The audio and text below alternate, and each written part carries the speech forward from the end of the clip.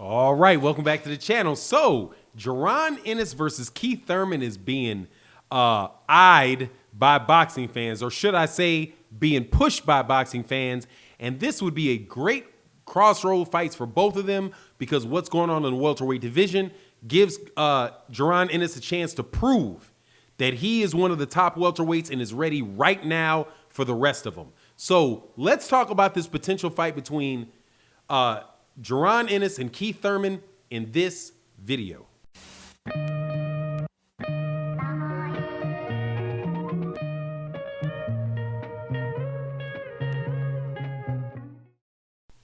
All right, welcome back to the channel. So this video, love talking about this subject. This is Jaron Ennis, who I think is the best prospect in all of boxing.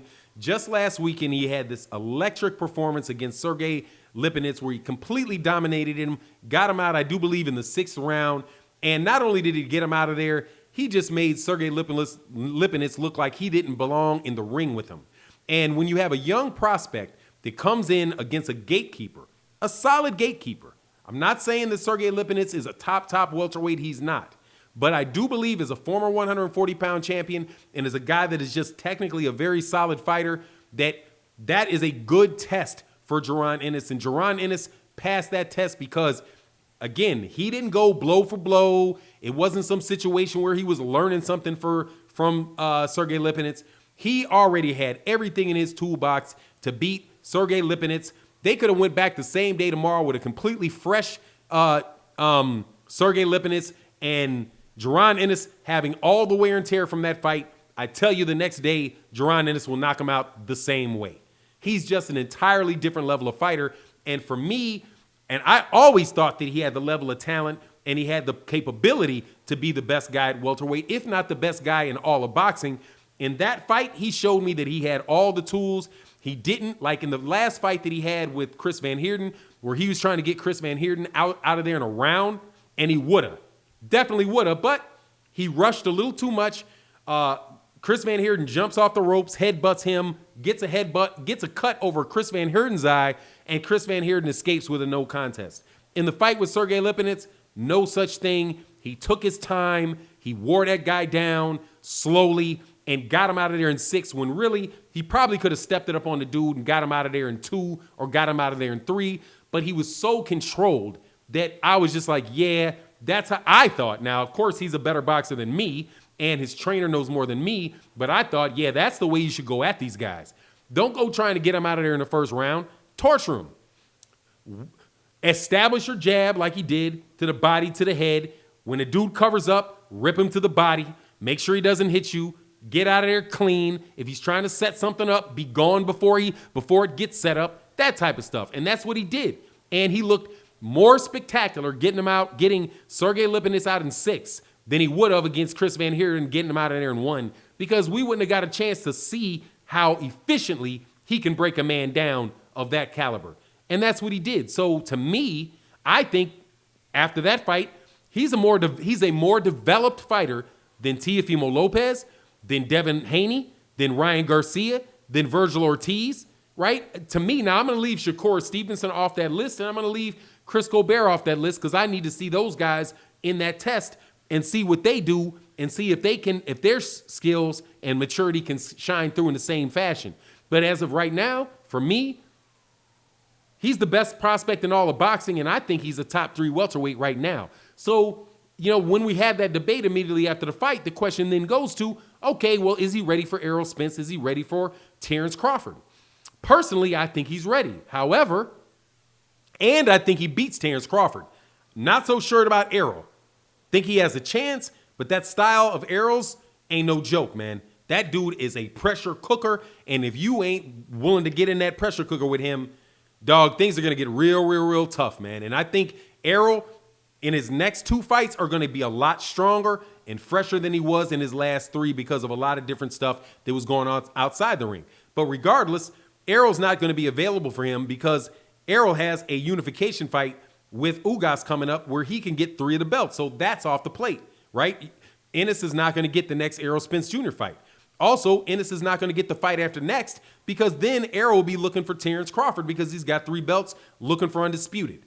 Jaron Ennis himself said, well, you know, I want to fight anybody that'll fight me, but honestly, I think I might have to make myself a mandatory before these guys will actually fight me.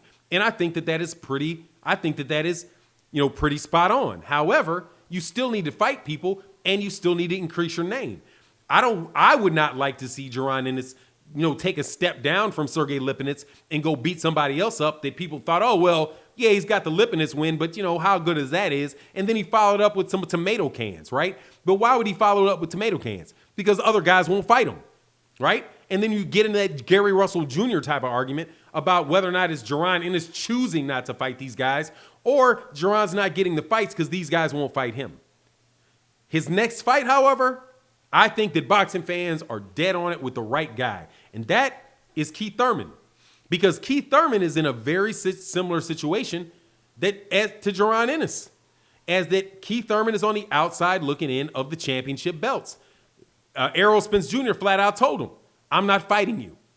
You made me wait for these fights. You treated me like I was some joke. Now I'm going to treat you like you some joke. Get yourself into a situation to make me fight you.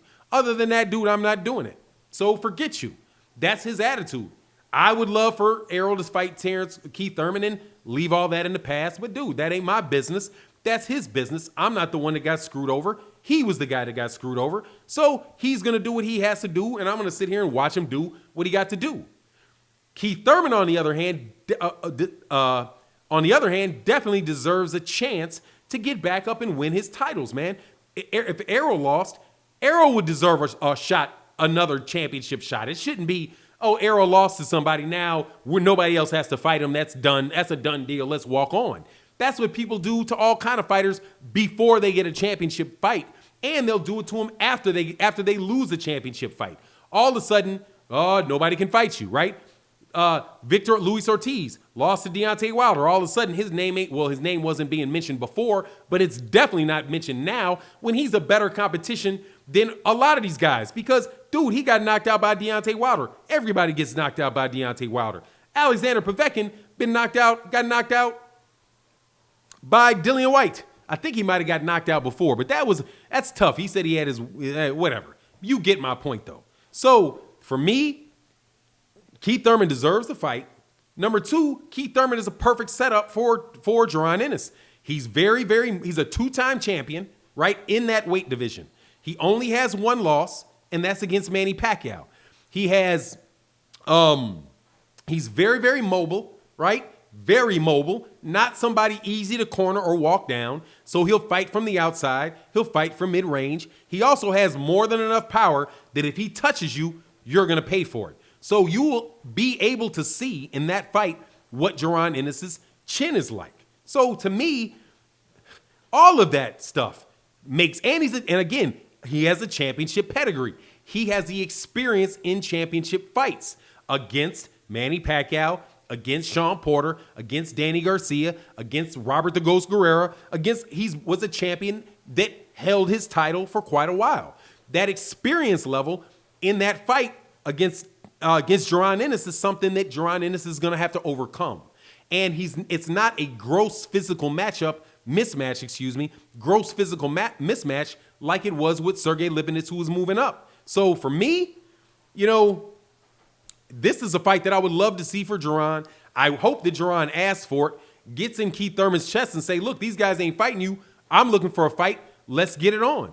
And then we'll see if how hungry Keith Thurman really is to get that championship belt. Because if he's able to beat a Jaron Ennis, his stock flies way up, and people can say, well, he lost a Manny Pacquiao fight because he was inactive.